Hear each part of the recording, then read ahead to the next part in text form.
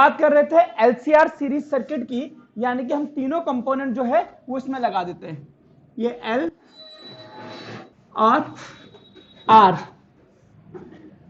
ये हमने एक एसी सोर्स लगाया, ये आर सी एल, और एसी सोर्स लगा दिया V naught sine omega T का, ये इसमें करंट जाती है। क्लियर? अब आपको ये तो पता है कि तीनों पर वोल्टेज ड्रॉप होगा, और ये जो वोल्टेज ड्रॉप होगा, अच्छा इन तीनों में सेम करंट जाएगी या अलग अलग? अलग अलग कैसे जाएगी? सर्किट ही है कि ऐसा तो है कि यहाँ पे 10 गए, यहाँ 5 गए, यहाँ 8 इलेक्ट्रॉन गए, ऐसा तो नहीं हो सकता। अगर 10 इलेक्ट्रॉन यहां से निकल रहे तो पूरे में घूमेंगे वो, तो करंट थोड़ा ना अलग हो सकती है भाई।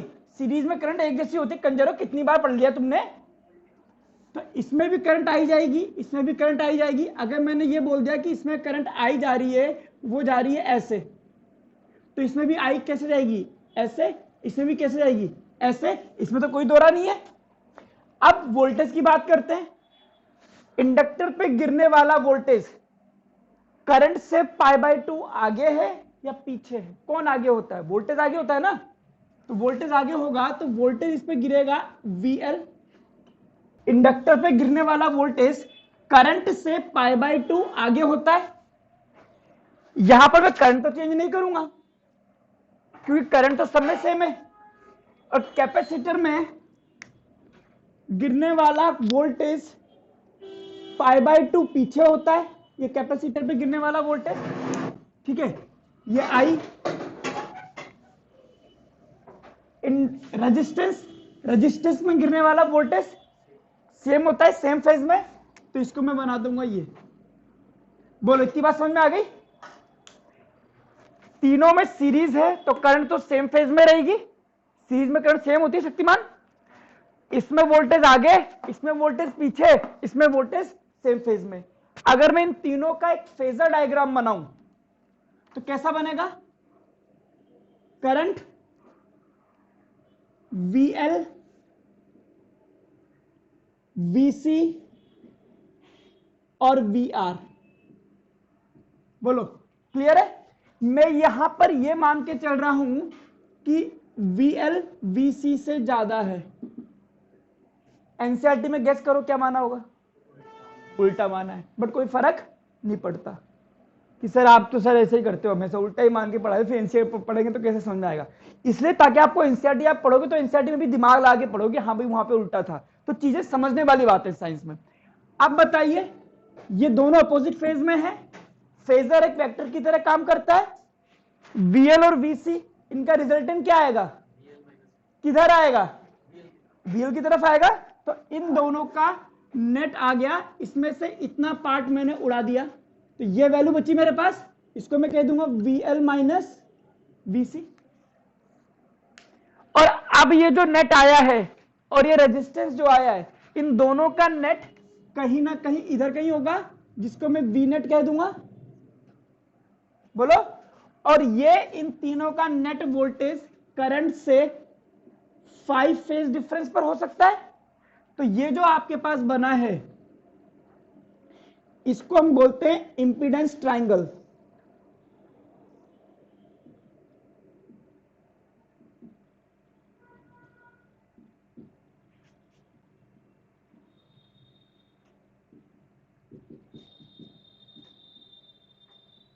और ये इंपीडेंस ट्रायंगल मुझे बता रहा है कि नेट वोल्टेज कितना आएगा। ध्यान से देखना, वी नेट जो आएगा ये इसका और इसका नेट होगा, दोनों π/2 के एंगल पर हैं। It means VR square plus VL minus VC का होल स्क्वायर का रूट। यहां पर मैं कह सकता हूं कि VR जो है ये होगा IR,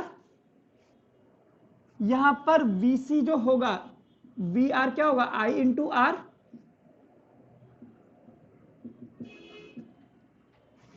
VL क्या होगा? I इंटू XL, X इसकी भी यूनिट ओम ही है, ये भी अपोजिशन ही है, और VC हो जाएगा I इंटू XC। पुट इट अप,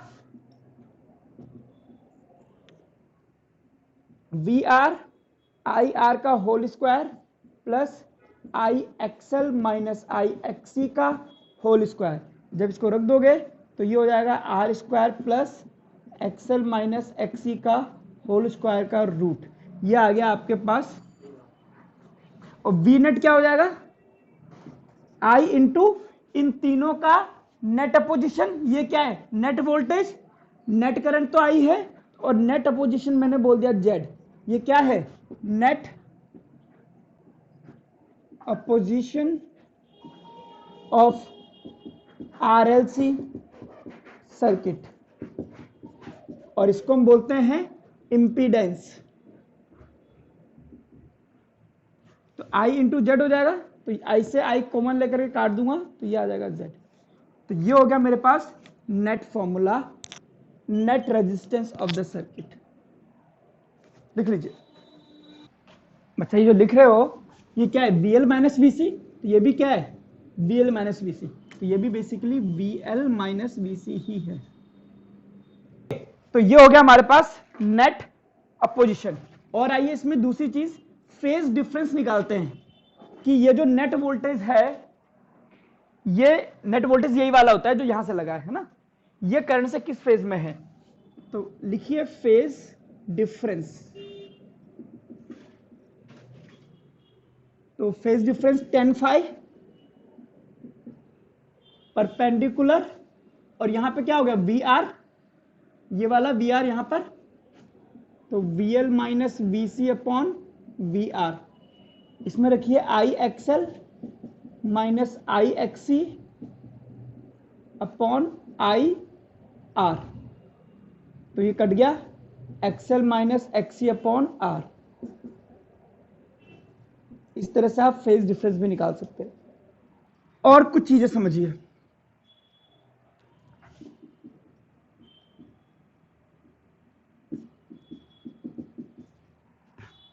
इंपीडेंस ट्रायंगल आपको दिखा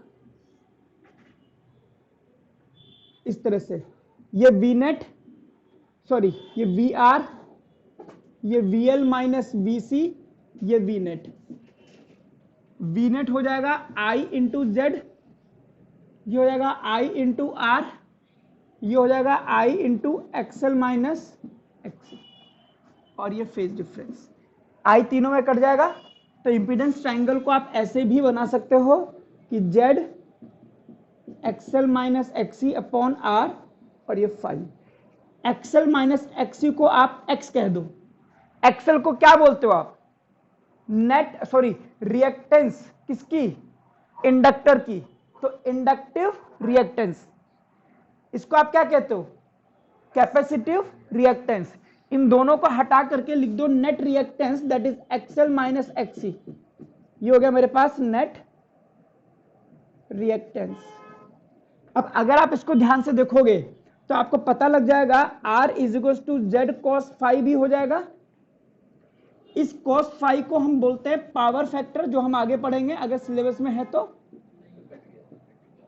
कोई बात नहीं, हटा दो, मैं आगे पढ़ेंगे, करना कुछ नहीं है। फेज डिफरेंस का कॉस फाई खत्म, ओ कोई हट गया तो हटा दीजिए। इसके अलावा x हो जाएगा जेड साइन फाई। क्लियर, पहली चीज तो ये लिख लीजिए। अब मैं आपको बताता हूं एसी और डीसी सर्किट में कैसे डिफरेंस होता है। हो गया, ओके। स्पेशल नोट नंबर 2, अगर ये इंडक्टर है, जस्ट एक एग्जांपल कर रहा हूं छोटा सा, इस पे गिरता है 8 वोल्ट,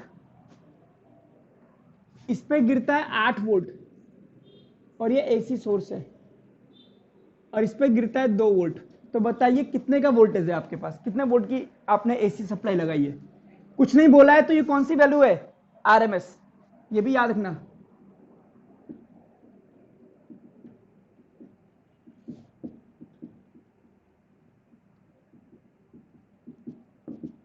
इस पे 8 वोल्ट, इस पे 2 वोल्ट, इस पे 8 वोल्ट, तो यहां से कितना वोल्टेज गया होगा,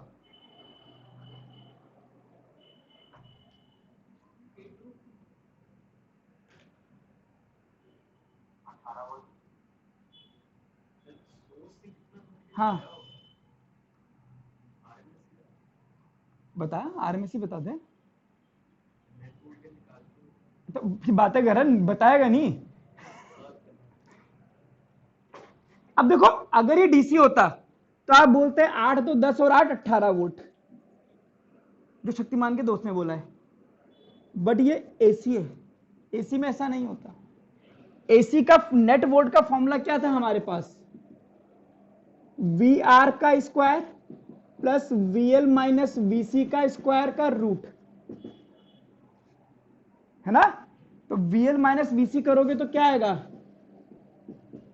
6, है ना, और ये 8, और 6 का स्क्वायर 8 का स्क्वायर कितना होता है 10 वोल्ट। तो ये आएगा आपके पास 10 वोल्ट की आपके पास एसी है। फिर आप बोलो साला 10 वोल्ट जा रहा है, यहां पे 18 वोल्ट कैसे आ रहा है।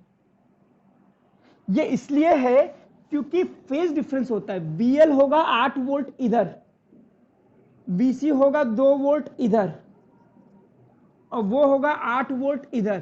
तो VL में से VC निकालोगे तो ये आ जाएगा 6 वोल्ट, और 6 और 8 का कितना आता है 10 वोल्ट। ये है चक्कर, ये है। 18 होता अगर ये DC होता, ये AC है तो AC में से VL माइनस VC, फिर उसका इन दोनों का स्क्वायर करके रूट इसके साथ, ये डिफरेंस। करंट समझ आएगी, करंट में कोई दो रानी है। लिख लीजिए, कैसे लिखेंगे, ये डायग्राम बनाइए और लिखिए व्हाट इज VRMS। ये डायग्राम बनाइए और लिखिए व्हाट इज VRMS, उसके बाद में सॉल्यूशन लिख लीजिए, दोबारा बनाइएगा। हाँ, जब ये RMS दी है तो हम RMS ही बोलेंगे।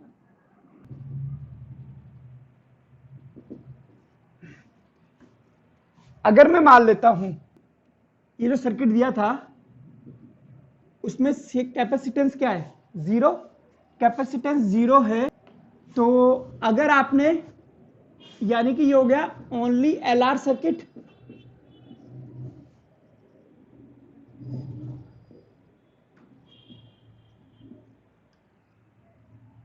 अब इसकी इंपीडेंस कैसे निकलेगी, Z क्या हो गया XL minus R square plus XL minus XC का होल स्क्वायर का रूट। XC क्या आ गया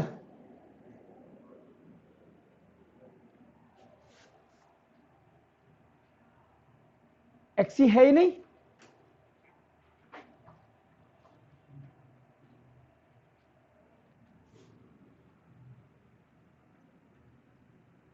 तो जब XC है ही नहीं तो इसको हटा दो,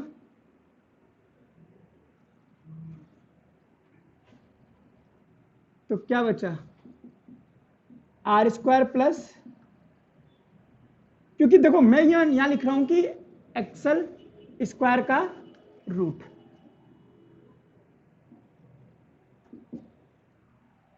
हाँ, फॉर्मूले के हिसाब से अलग है कि अगर आप बोलोगे C 0 है तो XC निकलेगा 1/ωc, तो आपको लगेगा कि ये क्या आ जाएगा इनफाइनाइट। बट रियलिटी तो ये है कि फिर हमें ये लगा कि कैपेसिटर नहीं है तो इसका इंपीडेंस इनफाइनाइट होगा। जब वो है ही नहीं तो आप काउंट नहीं करोगे उसको, यही तो बात है। ठीक है, तो इसको आपको हटाना पड़ेगा। तो 10φ कैसे लिखेंगे, XL minus XC upon R या VL minus VC upon R, यही फॉर्मूला है। इसको आप हटा दीजिए तो अब लिखेंगे आप 10φ XL अपॉन R या VL अपॉन VR। तो ये फॉर्मूला काम करेगा और ये फॉर्मूला काम करेगा। अब मुझे ये बताइए कि इस फाई की वैल्यू कितनी आएगी। अगर सोचो सिर्फ इंपिडेंस होता, सॉरी सिर्फ इंडक्टर होता तो करंट इधर होती और VL इधर होता, सिर्फ रेजिस्टेंस होता तो VR इधर आ जाता, तो नेट कितना आ गया ये, तो ये तो तब ना 40, फिर वो तो एक कदम आगे चल रहा है, ये दोनों बराबर होंगे तब 45 आएगा ना। हाँ, तो फाई की वैल्यू होगी 0 से ज्यादा और π/2 से कम। सही बात है, दोनों बराबर हो गए तो 45। लिखिए इसको। दूसरा केस, अगर L 0 है तो जो Z का फॉर्मूला है आपका, यानी कि ओनली CR सर्किट, तो Z जो है आपका R² plus XL minus XC का होल स्क्वायर का रूट, इसमें से इसको हटा दो, ठीक है। हटा दोगे तो क्या बचेगा, R² प्लस माइनस कर दे XC का whole square, but minus XC का स्क्वायर करेंगे तो क्या हो जाएगा, प्लस, ठीक है, ओके। दूसरा फेज डिफरेंस क्या होगा, XL minus XC upon R, XL हटा दो तो tan phi हो जाएगा माइनस XC अपॉन R, या फिर VL minus VC upon VR, इसको आपने हटा ही दिया तो ये हो जाएगा माइनस VC अपॉन R। अब आइए फेज डिफरेंस पर, I इधर है, VR इधर है, वो है ही नहीं, तो VC, और इनका नेट आ जाएगा यहां पर, यानी कि 5। तो 5 की वैल्यू क्या आ गई, 0 से कम और माइनस π/2 से बड़ा। और फेज डिफरेंस कैसा होगा,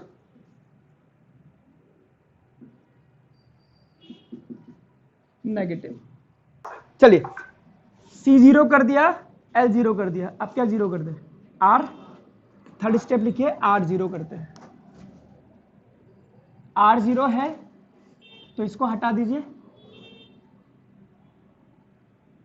यहां पर सिर्फ कैपेसिटर लगाइए, ओनली LC सर्किट, ठीक है। तो ये हो जाएगा आपके पास XL माइनस XC का होल स्क्वायर, यानी कि सिर्फ XL माइनस XC।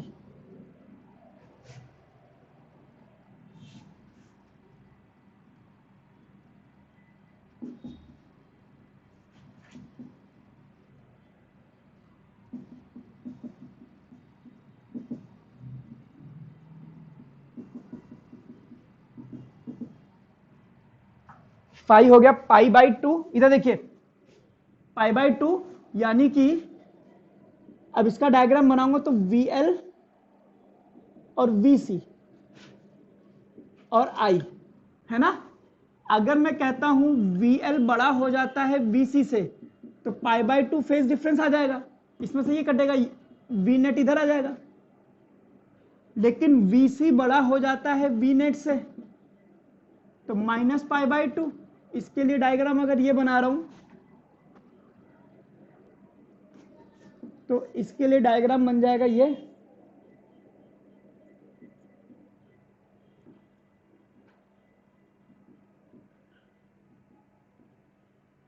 तो करंट ये है तो फेज डिफरेंस कितना हो जाएगा, π/2, है कि नहीं। यानी कि इस केस में फाई की वैल्यू जो होगी या तो प्लस π/2 होगी या माइनस π/2 होगी। VL ज्यादा है तो प्लस π/2, VC ज्यादा है तो माइनस π/2, VL है सॉरी। तो ये डिफरेंट इसके फॉर्मूले आप मैनेज कर लेना, जो चीज नहीं है उसको हटा ही देना बिल्कुल, और जो बचेगा उस हिसाब से लगा देना, क्योंकि 1 मार्क्स में बहुत सारे क्वेश्चन पूछ सकता है। तो फाई की वैल्यू इसमें आ गई प्लस माइनस π/2। चलिए ये तो हो गया फॉर्मूला के मैनिपुलेशन, ये हो गया, ये हो गया, न्यूमेरिकल भी कराएंगे, थोड़ा थम के बैठो। अब मैं पहले तुम लोगों का डर दूर कर देता हूं कि XL if frequency of applied source is infinite, तब जाकर के ओमेगा इनफाइनाइट होगा। उस केस में एक्सेल हो गया ओमेगा एल इनफाइनाइट, और हम कह देंगे ब्लॉक्स एसी। कब? जब ओमेगा इनफाइनाइट हो। इसमें इसने एसी को इसलिए ब्लॉक नहीं करा क्योंकि इसका ओमेगा इनफाइनाइट नहीं था। इनफाइनाइट हो नहीं सकता, इसे परमानेंटली ब्लॉक नहीं कर सकता। लेकिन जो हम डीसी सर्किट में लगा के कहते हैं कि कैपेसिटर है तो इसमें समझ जाना कि डीसी नहीं जाएगी, वो हम आइडियल कंडीशन मान के चलते हैं। बट यहां पर अगर इसकी फ्रीक्वेंसी ओमेगा है तो ये पूरी तरह से ब्लॉक नहीं करता है, ठीक है। और अगर ओमेगा बिल्कुल ही 0 हो जाएगा तो एक्सी 1/ओमेगा सी हो जाएगा, तब जाकर के ब्लॉक करेगा डीसी। कब? जब उसकी फ्रीक्वेंसी 0 हो। तो 0 फ्रीक्वेंसी वाला डीसी भी इतनी आसानी से नहीं मिलता। डीसी तो खैर मिल जाता है वैसे, बट एसी नहीं मिलता, समझ रहे हो। तो हम कहते हैं ना कि भाई कैपेसिटर जो होता है ब्लॉक्स डीसी, और ये एसी को कब ब्लॉक करेगा? जब ओमेगा क्या है? इनफाइनाइट। बट हम जनरली क्वेश्चन आता है तो उसमें आइडियल कंडीशन मानते हैं, इनफाइनाइट ही मानते हैं, तो ब्लॉक कर देते हैं। बट रियलिटी में ये इनफाइनाइट तक जा ही नहीं सकता। डीसी तो एक बार को रोक दोगे आप, डीसी की तो फ्रीक्वेंसी 0 कर दोगे, बट इसकी नहीं करते। इसलिए इन सारे सर्किट में मैंने एक्सेल को इनफाइनाइट लिया ही नहीं था, ठीक है। चलिए, और कोई बात किसी के दिमाग में यहां तक आया हो कोई बात तो बोल दीजिए ना। वोल्टेज स्केलर होती है, अच्छा वोल्टेज स्केलर होती है, करंट भी स्केलर होती है दीपांशी, बट ये जो हम पढ़ते हैं ना फेजर में पढ़ते हैं, ऐसी क्वांटिटी जिसकी यहां पर कुछ ना कुछ डायरेक्शन निकल रही है बट वो है कैसी ससुरी?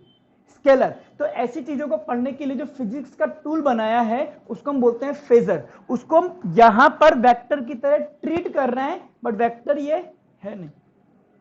क्लियर? नहीं नहीं, वेक्टर है ही नहीं है, स्केलर क्वांटिटी है। बट एसी में इसको पढ़ने का एक तरीका हमने बनाया, उसको हमने बोला फेजर। दैट इज हम स्केलर क्वांटिटी को एज ए वेक्टर ट्रीट करते हैं, क्योंकि वो उधर जा रहा है, वोल्टेज इधर जा रहा है, तो सर्किट का हमें प्रभाव पता लग रहा है कि ये 10 वोल्ट से आगे 10 वोल्ट से पीछे, तो 0 दिखा रहा है, तो इसका मतलब कहीं ना कहीं कैंसिल तो करा है। तो तब जाकर के इन्होंने इसको एज ए वेक्टर ट्रीट करा है, बट होता नहीं है। हाँ कर रहा है, यहां पर बिल्कुल कर रहा है वेक्टर, क्योंकि हर जगह नहीं होती, डीसी में नहीं होता वोल्टेज, वोल्टेज तो सबका सेम है। वेक्टर लो को यहाँ पे इस फेजर, इसीलिए ये वेक्टर नहीं है, ये फेजर है। इसको हमने वेक्टर रिप्रेजेंटेशन क्यों नहीं बोला? लिखा मैंने कि वेक्टर रिप्रेजेंटेशन नहीं बोला ना, ये फेजर रिप्रेजेंटेशन है। ये स्केलर क्वांटिटीज के लिए बनाया जाता है, जो वेव फॉर्म में होता है ना, साइन ओमेगा टी कोस ओमेगा टी के लिए। इसीलिए आपने ऐसा ही कुछ पढ़ा था, एसएचएम, सिंपल हार्मोनिक मोशन में घूमता हुआ पढ़ा था आपने। चलिए, ये इंपॉर्टेंट चीज है, ठीक है। पहले मैं आपको फील देता हूं इसकी कि कैसे होता है ये आर, एल और सी। ये हमारे पास एसी सोर्स है, ठीक है।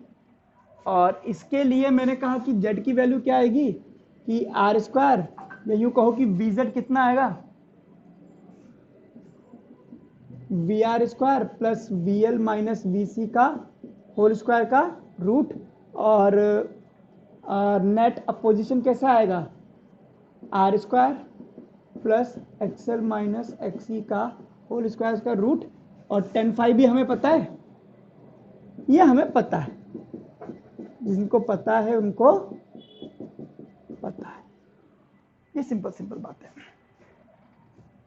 मैं ये मान करके चल रहा हूं कि ओमेगा जो है मेरे पास, अभी ओमेगा की वैल्यू है 100, सिर्फ अजम्पशन बता रहा हूं आपको, ठीक है। 100 है और आर मैंने मान लिया है 5, ठीक है। और ये मान लेता हूं कि आर की वैल्यू क्या है 5। एक्सेल मैंने मान लिया है ज्यादा 50, ठीक है। और एक्सी आ गया है मेरे पास 10। ये अभी प्रेजेंट कंडीशन है। सप्लाई वोल्टेज का ओमेगा 100, आर की वैल्यू 5, ये 50, ये सी। क्लियर है? आर की वैल्यू, जेड की वैल्यू मुझे निकालनी होगी। 50 में से 10 माइनस करूंगा 40, तो 40 का स्क्वायर 5 के स्क्वायर के हिसाब से मैं लगा दूंगा। इस वक्त अगर हम बात करेंगे एक्सेल ज्यादा है तो 5 होगा आपके पास 0 से π/2 के बीच में, पॉजिटिव फेज डिफरेंस। मैंने क्या करा, ओमेगा को कम करके कर दिया 80, इसको 80 करा, क्या ये चेंज होगा? ये तो चेंज नहीं होगा। इसका तो कर्व आपने भी खींचा था, फ्रीक्वेंसी और रेजिस्टेंस वाले पार्ट में इसको सीधा खींच दिया था हमने, ये तो 5 ही रहेगा। बट ये ओमेगा कम हुआ तो एक्सेल की वैल्यू क्या हो जाएगी? कम। मैंने माना ये हो गया 40, और एक्सी क्या होता है? 1/ωc।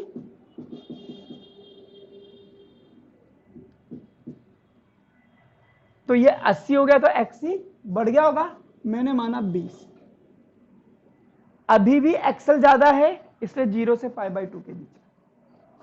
मैंने ओमेगा और कम करा, 60 कर दिया। आर पे फर्क पड़ेगा? आर तो वही रहेगा, ये कम हो जाएगा। मैंने माना ये हो गया 30, ये हो गया मेरे पास 23। तुम 25 समझ के चल रहे होगे ना? 30 मान लो। फिर मैंने ओमेगा कर दिया 50, ये कितना हो गया? ये कितना हो गया? ये तो आप ही बताओगे। ये हो गया, मैंने कहा 25, ये भी बढ़ के हो गया 25। अब बताइए इस सर्किट का नेट अपोजिशन कितना आया? सिर्फ आर हुआ, क्योंकि ये माइनस से 0 हो गया, तो जेड नेट कितना आ गया इसमें? फेज डिफरेंस कितना आ जाएगा? 0। ओके, मैंने ओमेगा और कम कर दिया, इस बार मैंने कर दिया इसको 40। आर पे कोई फर्क नहीं, 25 से ये और कम हो गया, मैंने माना ये हो गया 23, ये बढ़ गया, ये हो गया कितना? 30।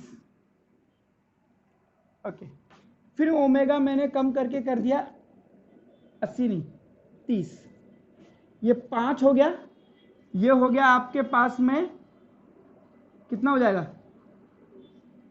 20, ये हो जाएगा 40। अब मुझे ये बताइए इस केस में और इस केस में जेड की वैल्यू 5 से तो ज्यादा ही आएगी, बोलो। इस केस में भी जेड की वैल्यू 5 से ज्यादा ही आएगी, यानी कि ये जो कंडीशन है आपके पास, ये कंडीशन, इस कंडीशन में आपको अपोजिशन मिनिमम मिल रहा है। अगर अपोजिशन मिनिमम मिल रहा है तो करंट शार्प कर जाएगी।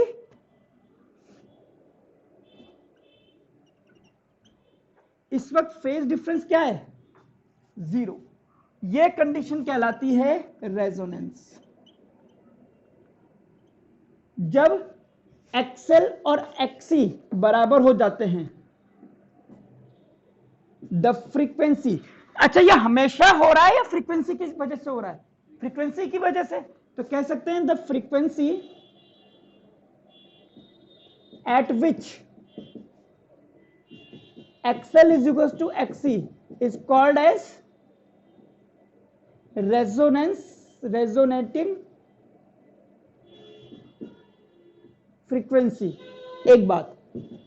दूसरा, इस वक्त, चलो हम बाद में लिखा देंगे, पहले आप इसको लिख लीजिए वरना ज्यादा हो जाएगा आपके लिए।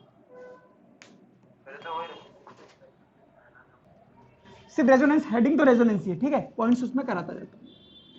तो हम कहते हैं कि at resonance XL is equal to XC, तो net opposition will be R और ये मिनिमम अपोजिशन रहेगा, ठीक है। ओके, और इस वक्त करंट कैसे निकालोगे? अगर आप पीक वैल्यू निकालोगे तो V0/R निकलेगा, क्योंकि Z की वैल्यू R के बराबर है। अगर आप RMS निकालोगे तो VRMS/R निकलेगा, नंबर 1। दूसरा, फेज डिफरेंस क्या आ रहा है? 0, ओके। और अब मैं इसका फेजर बना के देखते हैं। I इधर, VR इधर, VL इधर और VC इधर, और VL is equal to VC है, तो इसका मतलब है ये और ये कट गया, नेट फेजर बन गया आपके पास I और R का, इसीलिए VR का, VR और I के बीच का फेज डिफरेंस भी क्या आ रहा है, 0, ओके। इस वक्त करंट की वैल्यू मैक्सिमम है, अपोजिशन मिनिमम है, एक ये चीज देखिए। दूसरा, आप कंपेयर कीजिए एक ऐसा सर्किट जिसमें R लगा है ओनली, प्योर रेजिस्टिव सर्किट। इस सर्किट के लिए Z कितना आएगा, R। ये देखिए, अगर मैं इसमें I नोट निकालूं तो V नोट बाई R, और अगर RMS निकालूं तो V नोट बाई Z, और ये इसकी करंट है। क्लियर है? इसका फेजर कैसे बनता है, I और VR, तो इसका फेज डिफरेंस भी क्या आता है, 0। क्या दोनों सर्किट सेम नहीं लग रहे आपको, है ना? तो यहां एक लाइन लिख देता हूं, एट रेजोनेंस, इसमें VL और VC लगे हुए हैं, as resonance circuit behaves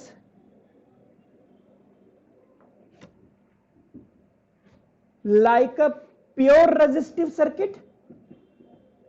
बोलो, लिखो इस बात को।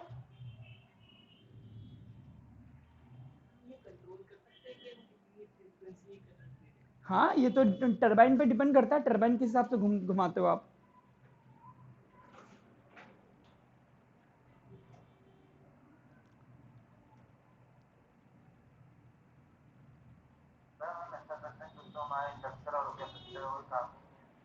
यही तो बात गलत है आपकी, तो मत लगा दो, बताएंगे बेटा।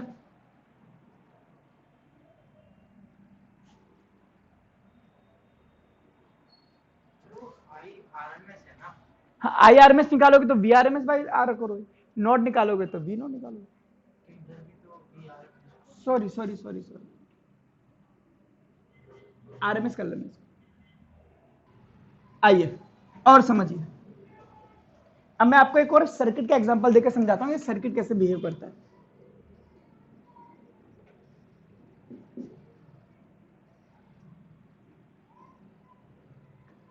मैंने माना VR है 5, VL है 40 और VCB क्या है 40। यही है रेजोनेंस की कंडीशन। What is resonance? हाँ, at resonance XL is equal to XC और we can say VL is equal to VC। यही चीज होती है, ओके। क्या बोलते हो, यहां की वोल्टेज कितनी लिखूं इस मोमेंट पे? जब इसकी वोल्टेज 40 है, इसकी 40 है, तो इसकी क्या लिखूं? 5। बोलो, यहां से 5 दी तो सारा 5 यहां गिर गया। क्या VL 0 है? क्या VC 0 है? क्या मैं यहां पर वोल्ट मीटर लगा दूंगा तो उसकी रीडिंग 0 आएगी? कैसे आ जाएगी? जब ये 40 है तो 40 ही देगा ना। क्या मैं यहां पर वोल्ट मीटर लगा दूं तो उसकी रीडिंग 0 आएगी? ये भी कितनी देगा, 40। अगर मैं यहां पे वोल्ट मीटर लगा दूं तो उसकी रीडिंग क्या आएगी, 5। लेकिन अगर मैं एक वोल्ट मीटर यहां लगा दूं तो ये वोल्ट मीटर यहां से यहां के बीच का वोल्टेज पड़ेगा, VL माइनस VC को पड़ेगा, तो इसकी रीडिंग क्या आ जाएगी? यानी कि रेजोनेंस में इंडिविजुअली L और C पे गिरने वाला वोल्टेज क्या है, नॉन जीरो, कुछ ना कुछ उसकी वैल्यू है। बट इन दोनों का नेट वोल्टेज क्या आएगा, 0। और ये जो सप्लाई वोल्टेज है पूरी की पूरी कहां गिरेगी, आर पर। सप्लाई वोल्टेज पूरी यहां गिरी है, बट इसका यह मतलब नहीं है कि इन पे गिरने वाला इंडिविजुअल वोल्टेज 0 हो गया, बट उन दोनों का नेट 0 आएगा। VL 0 नहीं है, VC 0 नहीं है, ये वैल्यू 5 से ज्यादा भी आ सकती है। ये है बड़ी चीज कि 5 वोल्ट दिया, 5 वोल्ट गिर गया है, फिर भी आपको 40-40 मिल रहा है। यही फेजर का कमाल है। पीक वैल्यू आती है, कभी कभी आरएमएस वैल्यू, वो सारी बातें देखते हैं। तो आप लिखिए इसको, और फिर मैं लिखाता हूं अंग्रेजी में इसको। लिखिए इसमें, the current in resonance, the current in resonance, current नहीं, सर्किट लिखना, the circuit in resonance, the circuit in resonance behaves like a pure resistive circuit, pure resistive circuit, and pure resistive circuit, and whole voltage, whole supply voltage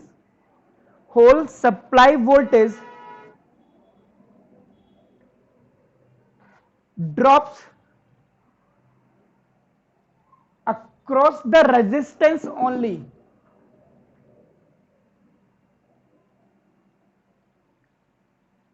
but it doesn't mean, परंतु इसका यह मतलब नहीं है, जैसे तेरे को समझ में आ जाए भाई, बट इट डजंट मीन, परंतु इसका यह मतलब नहीं है VL and VC are 0। In fact, voltage drop across the inductor and capacitors are equal. Voltage drop across the inductor and capacitor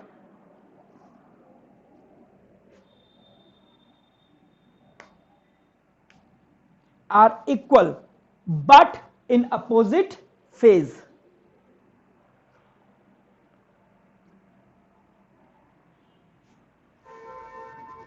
Hence, net voltage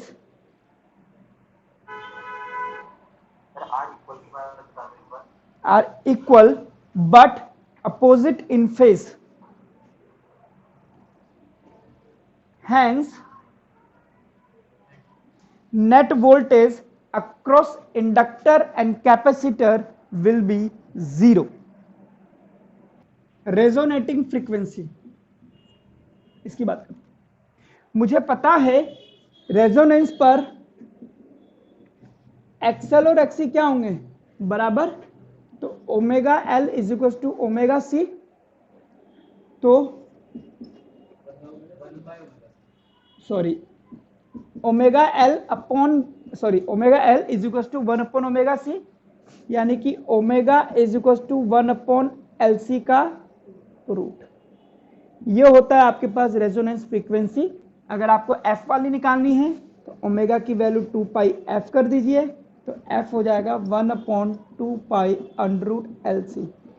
ये जो फॉर्मूला है इससे रेजोनेटिंग फ्रीक्वेंसी निकलती है, जिसको मैं ओमेगा नोट कह देता हूं।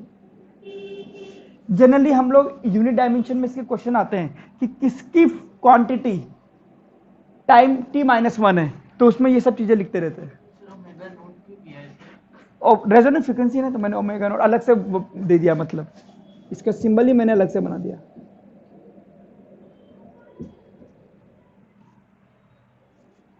और ये बता दूं, इसके अलावा कभी भी कैसा भी क्वेश्चन आ रहा है, आपको L और C देकर के फ्रीक्वेंसी की बातें करेगा ना, एक ही फॉर्मूला है फ्रीक्वेंसी निकालने का।